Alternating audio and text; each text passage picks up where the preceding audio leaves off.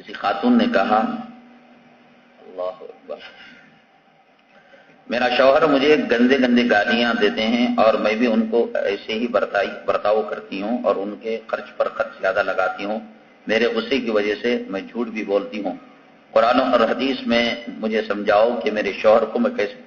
دیکھیے، جب ایک طرف سے زبان چلے تو عقل مند عورت کا تقاضا یہ ہے کہ وہ خاموشی اختیار کرے، حکمت عملی کو اپنائے۔ کتنی مرتبہ وہ گالیاں دے گا اور کب تک بولے گا؟ جب سامنے والی عورت نے سنی کو انسنی کر دی، وہ بھی خود شرمندہ ہو جائے گا۔ زبان دو طرف سے چلے گی، گالیاں دو طرف سے چلے گی، اللہ کی رحمت کے فیصلے بھی نہیں ہوں گے۔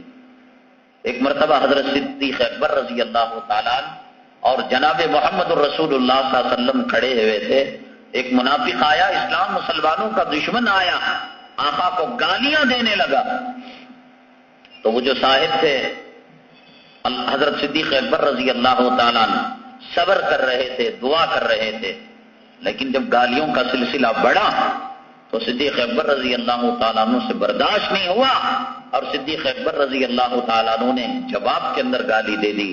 آقا نے فرمایا، اے صدیق، جب تک تم صبر کے دامن کو تھامے رہے، اللہ تمہارے طرف سے ایک فرشتے کو وکیل بنا کر اس کا جواب وہ دے رہا تھا، اور جیسے ہی تم نے بدلہ لیا، انتقام لیا، وہ رحمت کا فرشتہ تمہارا دامن چھوڑ کر چلا گیا۔ مرد ہے یا عورت ہے، دونوں میں اگر کوئی غلطی پر ہو اور زبان چلانے لگے، ان میں کا ہر ایک دوسرا عورت چلانے لگے، مرد خاموش ہو جائے، اور مرد چلانے لگے، عورت خاموش ہو جائے، معاملہ سلجھ جاتا ہے، زبان سے مسئلہ حل نہیں ہوتا۔ ایک گالی تھی، اب دو گالی ہو گئی، اب دو گالیاں تھیں، اب تین ہو گئی، اب ایک حملہ تھا، اب دو حملے ہو گئے، حملے سے حملے کا حل نہیں ہے۔ یہ بیوی اپنی ہے، یہ شوہر اپنا ہے، یہ گھر اپنا ہے، لڑ کر کس کو کون سا جنگ کی کامیابی کا جھنڈا گاڑنا ہے، ایک کوئی صبر سے کام لے لے، اللہ تعالیٰ اس گھر میں رحمتوں کو نازل فرمائیں گے۔ پریشانی رہتی ہے، اس کا کوئی علاج بتائیں۔ میں نے بتایا کہ یہ پریشانیاں جو آتی ہیں، انسان راہ سنت سے جب ہٹتا ہے تو اسی وجہ سے پریشانیاں آتی ہیں۔ آدمی سنت کے راستے پر آئے اور اللہ اور اس کے رسول صلی اللہ علیہ وسلم کے بتائے ہوئے طریقے پر آئے تو پھر اللہ کی مدد، اللہ کی نصرت آتی ہے۔ اور خدا نہ کرے ایسی حالت میں پریشانیاں بھی آئیں تو پریشانیاں اس کو ستائیں گے نہیں، وہ پریشانیاں اس کے حق میں باعث رحمت ہوں گی۔ دیکھیے میری زندگی سنت کے مطابق چل رہی ہے یا نہیں چل رہی ہے، اگر نہیں چل رہی ہے یہی پریشانی کا سبب ہے۔ ایک لڑکی یتیم ہے اور وہ سید ہے اور ماں باپ دونوں نہیں، اور اس کے پالنے والا کوئی نہیں، اس کو زکوٰۃ اور صدقہ فطر جائز ہے یا نہیں؟ سید جو ہوتا ہے وہ آل رسول صلی اللہ علیہ وسلم کا ہے، اور پکے طور پر، یقینی طور پر ثابت ہو کہ یہ سید ہے، آل رسول ہے، اس کو اور طریقے سے اس کی مدد کرنا چاہیے، اعانت کرنا چاہیے۔ اب یہاں اس زمانے میں دو قسم کے مسئلے، ایک سید پکا سید ہے کہ آقا تک اس کا حسب و نسب جاتا ہو، حضرت فاطمہ رضی اللہ تعالیٰ عنہ کے سلسلے سے جا کر ملتا ہو، ایک تحقیقی ہے۔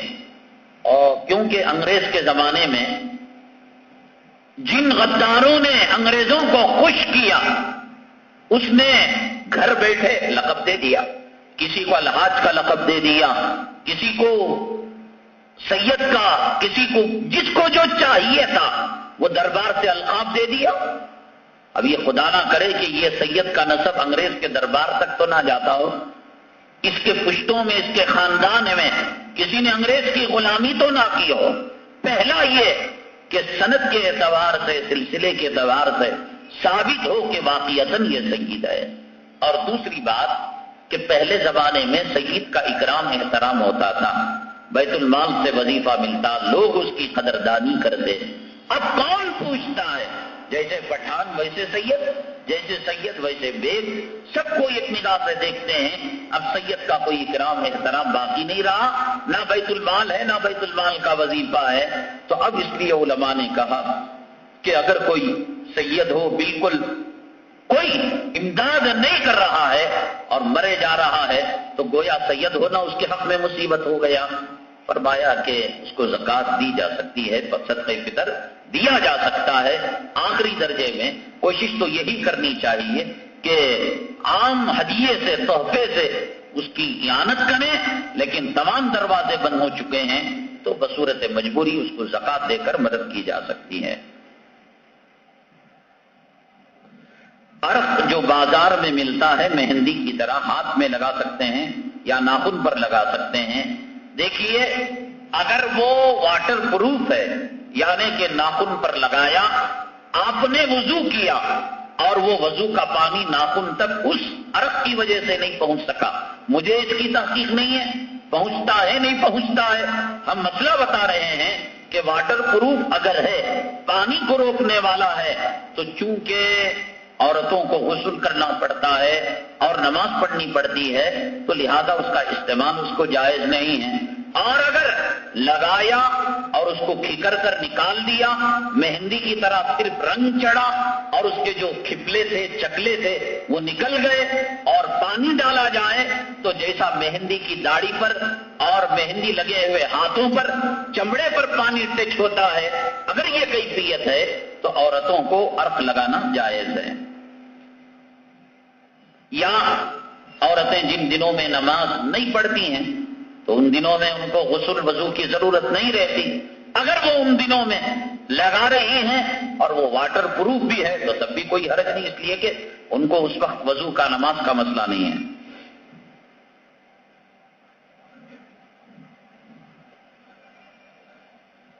تمام گھر والوں کا یہ لکھا، اکثر نوجوان اعتکاف میں بیٹھ کر اپنا وقت بیکار باتوں میں، ہنسی مذاق میں گزار دیتے ہیں. اعتکاف میں بیٹھنے کے بعد اگر بات چیت کرتے ہیں، کوئی چیز ہوتی ہے تو ایسی کوئی بات نہیں ہے. یہ نہیں کہ وہ آدمی تصویر لے کر صبح سے شام تک بیٹھ جائے یا کلام پاک لے کر بیٹھ جائے. اللہ کے گھر کا مہمان ہے، کچھ ہنسی کیا، کچھ باتیں کیا، عام حالت میں مسجد میں جائز نہیں ہے. معتکف اللہ کے گھر کا مہمان ہے، اس کے لیے کچھ رعایتیں ہیں. کبھی کچھ کر لیتا ہے، لیٹ جاتا ہے، کبھی کھا لیتا ہے، کبھی پی لیتا ہے اور کبھی ذکر کر لیتا ہے. یہ کہ اس نے مشغلہ بنا لیا کہ صبح سے شام تک اس کے علاوہ کوئی اور عبادت نہیں کر رہا ہے. یہ تو گناہ کا کام ہے، یہ تو مجرم ہے. یہی سمجھا جائے گا کہ جورو سے تنگ آ کر، دربار سے تنگ آ کر، پیٹ کو کھا کر بچھانے میں سونے وہ آ گیا ہے.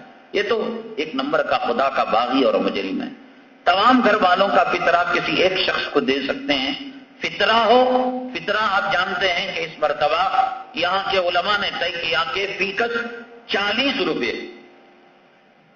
اور زکوٰۃ اور فطرے کا مسئلہ یہ ہے کہ کسی آدمی کو اتنی زکوٰۃ دینا اور اتنا اسے فطرہ دینا، زکوٰۃ اور فطرہ ملا کر، کہ وہ خود صاحب نصاب بن جائے، اتنا دینا جائز نہیں ہے.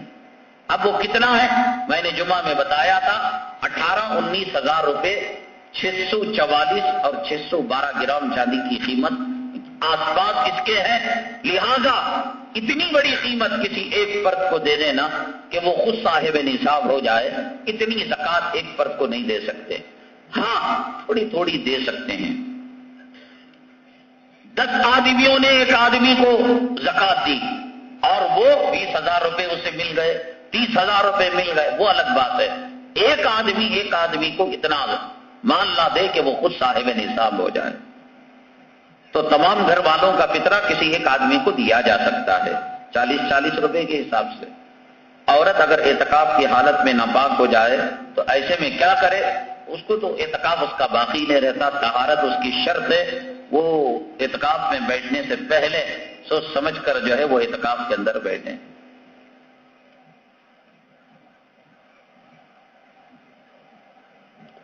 پھر KFD کے بارے میں ہم نے وضاحت کر دی ہے. نماز سب کے لیے ایک ہے یا عورت مرد کے لیے کوئی فرق ہے؟ اللہ کے نبی صلی اللہ علیہ وسلم سے کیا ثابت ہے؟ عورت عورت ہے، مرد مرد ہے. اب ظاہر سی بات ہے کہ مرد کی نماز اور ہوگی، عورت کی نماز اور ہوگی. حدیثوں سے ثابت ہے. مولانا جمیل نذیری صاحب ایک ہمارے علماء میں ہیں، انہوں نے کتاب لکھی ہے رسول اکرم صلی اللہ علیہ وسلم کا طریقہ نماز، اور اس کی خاصیت یہ ہے کہ انہوں نے نمازوں کو قرآن اور حدیث سے ثابت کیا۔ غیر مقلدین کہتے ہیں بات کریں در مختار کا حوالہ دیتے ہیں، شامی کا حوالہ دیتے ہیں، فقہ حنفی کا، ہمیں فقہ کچھ نہیں مانتے، تمہیں اس کا حوالہ دیتے، قرآن کو تو مانتے ہو، حدیث کو مانتے ہو۔ مولانا جمیل نذیری صاحب نے وہ کتاب لکھی ہے، اس کے اندر انہوں نے تقریباً 12-14 چیزوں کا، 10 تو یقینی ہے، اتنی چیزوں کا مرد اور عورتوں کی نماز میں فرق بتایا ہے۔ اصل بنیاد کی بات یہ ہے کہ پردہ عورت کی نماز میں ہے، ہاتھ مرد کان کی للکی تک اٹھائے گا۔ اگر عورت نماز کی حالت میں ہاتھ کو اوپر کرے گی بے پردگی، تو عورت کو حکم یہ ہے کہ وہ سینے تک ہاتھ اٹھائے، مرد کو حکم یہ ہے کہ رکوع میں جائے، انگلیوں کو کھول کر گھٹنے کو مضبوطی سے پکڑے۔ عورت کو حکم یہ ہے کہ رکوع میں اپنے ران پر ایسے ہاتھ رکھے کہ گویا وہ ہاتھ پہنچ رہا ہو گڑگے کی طرف، اور مرد یہ ہے اپنی کوہنیوں کو کھلی رکھے، اور کھلی رکھنے کے اندر بے پردگی۔ عورت کو یہ ہے کہ وہ سکیڑے رکھے۔ سجدے میں مرد اپنے ہاتھوں کو کھلا رکھے، عورت اپنے ہاتھوں کو دبا کر رکھے۔ مرد اپنے دونوں پیروں کے درمیان اپنے انگلیوں سے 4 انگل کا فاصلہ، کھڑے ہو تو بیچ میں آپ 4 انگلیاں رکھیں اور دونوں پیر قبلہ رکھو، اور عورت اپنے دونوں پیروں کو ملا کر رکھے۔ 90% عورتیں پیروں کو نہیں ملا، برسوں سے نماز پڑھتی ہیں، مرد بانیاں کے جیسا ایک پاؤں ادھر رہتا ہے ایک پاؤں ادھر رہتا ہے۔ نماز کے اندر بھی عورت کو پردے کا حکم دیا گیا۔ نماز میں امام سے غلطی، اگر امام کے پیچھے عورت نماز پڑھ رہی ہے تو مرد سبحان اللہ کہے گا، لیکن عورت الٹے ہاتھ سے تالی مارے گی۔ کئی چیزوں کا فرق ہے جو قرآن و حدیث کے اندر اس کا تذکرہ ہے۔ کپڑوں کی تجارت کے ڈسپلے میں سر کٹے پتلے کا استعمال کرنا اسلام اجازت دیتا ہے یا نہیں؟ دیکھیے، اصل میں تصویر کی جو ممانعت ہے وہ سر ہی کی وجہ سے ہے، اور اگر اس سر کو ہٹا لیا جائے تو اس کی اجازت ہے کہ وہ ایسے ہی جو ہے جیسے کوٹ کسی جو ہے پتلے کو پہنایا گیا ہے اور صرف جسم ہے، لیکن عورت کا سارا جسم پردہ ہے۔ اب اسے سر کاٹو تو سینہ کاٹنا باقی رہے گا، سینہ کاٹو تو ہاتھ کاٹنا باقی رہے، پھر باقی کیا رہے گا؟ سر کٹا پتلا بھی عورت کا اگر رہے گا تو اجازت نہیں، مرد کا ہے، یعنی بالکل ایک شیپ دیا گیا ہے اور پتلے کی طرح نہیں ہے تو اس کی اجازت ہے۔ اور عورت کا اس کا حلیہ سارا بنایا گیا ہے، جسم کی نمائش کی گئی ہے، اور صرف اس کی جو ہے منڈی کو ہضم کیا گیا تو یہ جائز نہیں ہے۔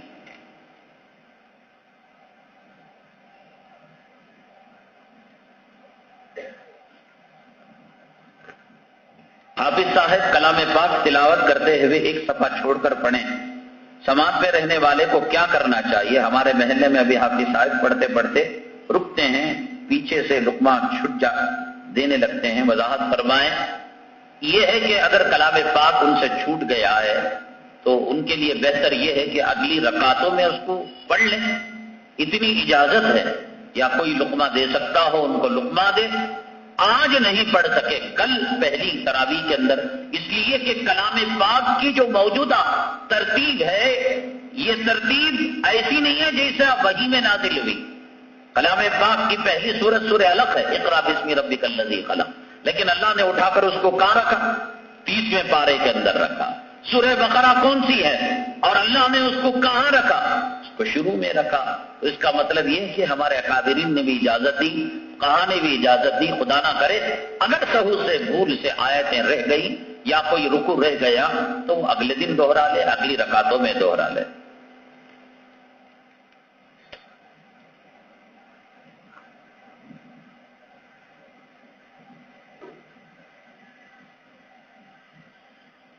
نظر بد ہو جائے تو بد نظری کب تک رہتی ہے اور اس کا علاج کیسے کیا جائے؟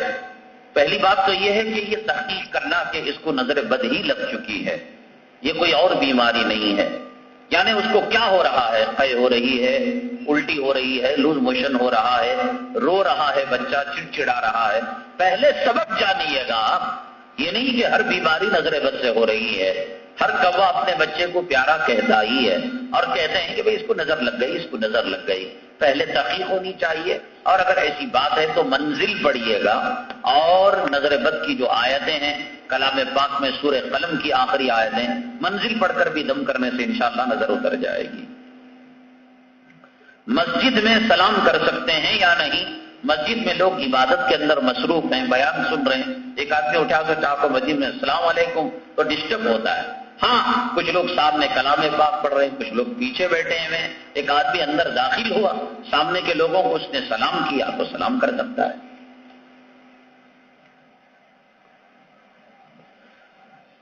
ہمارے محلے کے قریب ایک یہ جو کیرلا والے لوگ ہیں ان لوگوں کی مسجد ہے، اس میں اب عصر کی نماز 4:30 بجے ہو رہی ہے. بہت سارے حنفی حضرات بھی نماز ادا کر رہے ہیں. کیا اس وقت میں نماز پڑھی جا سکتی ہے؟ احناف کے یہاں عصر کی نماز کا وقت الگ ہے اور دوسرے مسلکوں میں الگ ہے.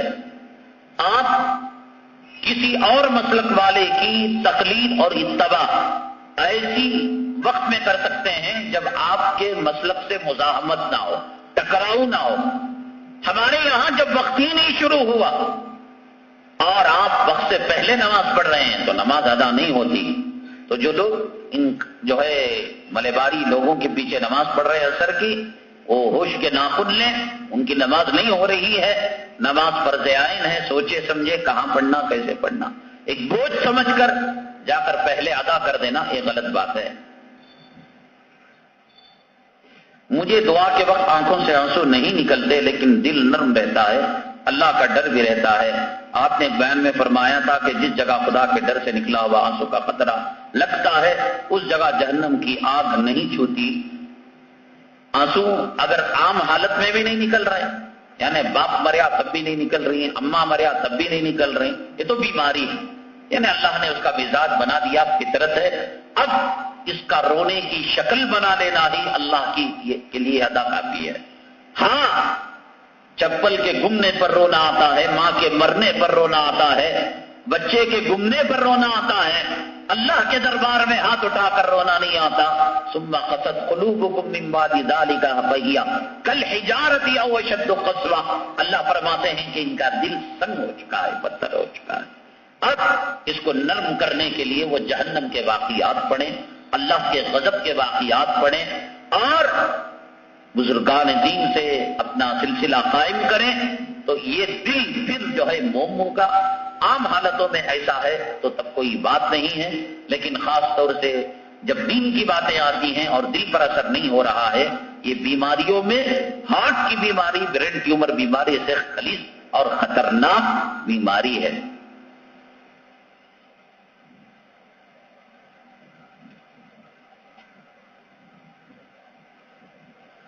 ہمارے رشتہ داروں میں اہل حدیث میں ہیں، ان کے ساتھ معاملہ کیسے ہونا چاہیے؟ کیا ان کے ساتھ رشتہ کرنا جائز ہے؟ اہل حدیث یا کوئی بھی ہو، کافر بھی ہو، مشرک بھی ہو، معاملات سب سے اچھے کرنا چاہیے. شریعت یہ نہیں کہتی کہ آپ حنفی ہیں تو شافعی کا مال ڈبا لو، آپ مقلد ہیں تو غیر مقلدوں کے گھروں میں ڈاکہ ڈالو. معاملات تو کتے بلی اور خنزیر کے ساتھ بھی اچھا کرنا چاہیے. انسان اپنی ذات سے کسی کو تکلیف نہ پہنچائے. رہا شریعت کا معاملہ، اب انہوں نے پوچھا کہ رشتہ کرنا اگر غیر مخلد لڑکی ہے اور اسے ہوپ ہے کہ انہیں مردانے کا بچہ ہے، جرو کا غلام نہیں ہے، کل نکاح کرنے کے بعد پہلے بیوی کو حنفی بنائے گا اور اس بیوی کے ذریعے سے اس کے ماں باپ تک حق پہنچائے گا، کوشش کرے گا، انقلاب برپا کرے گا. اگر اتنی مردانیت پر اسے اعتبار ہے تو یقیناً غیر مقلد لڑکی سے وہ نکاح کر سکتا ہے. نہیں، یہ اس کا لٹو بننے والا ہے اور اس کی بات مان کر یہ رفع دین شروع کرنے والا، یہ 8 مینار 10 مینار کی مسجد میں جانا شروع کرنے والا ہے. تو ایسے جو ہے آدمی کو اجازت نہیں ہے کہ وہ غیر مقلد سے وہ لڑکی سے بیاہ کرے.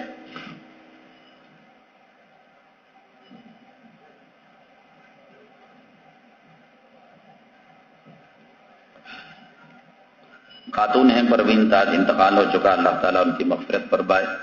ممتاز بیگم اور ریشمہ بانو طبیعت ناساز ہے، اللہ تبارک تعالیٰ انہیں صحت و شفا نصیب فرمائے. کچھ نام مرحومین کے یہاں کسی صاحب نے بھیجے ہیں. 21 نام ہیں. اللہ تبارک تعالیٰ ان تمام کی مغفرت فرمائے, ان تمام کے درجات کو بلند کرے. محمد ذیشان انجینئرنگ کے امتحان میں جو ہے داخلہ لیے ہوئے ہیں, دعا کریں اللہ تبارک تعالیٰ ان کو اعلیٰ درجے کی کامیابی نصیب فرمائے. اللہ انہیں آسانی مرحمت فرمائے, دین و دنیا میں نام روشن کریں. حرام و حلال ایک کتاب ہے, جاتے ہوئے اس کو حاصل کرتے ہوئے. الحمدللہ رب العالمین والصلاة والسلام علی سید المرسلین وعلى آلہ وصحبہ اجمعین. ربنا ظلمنا انفسنا وإن لم تغفر لنا وترحمنا لنكونن من الخاسرین. اللهم انك عفو کریم تحب العفو فاعف عنا. سبحان ربک رب العزة عما یصفون وسلام علی المرسلین.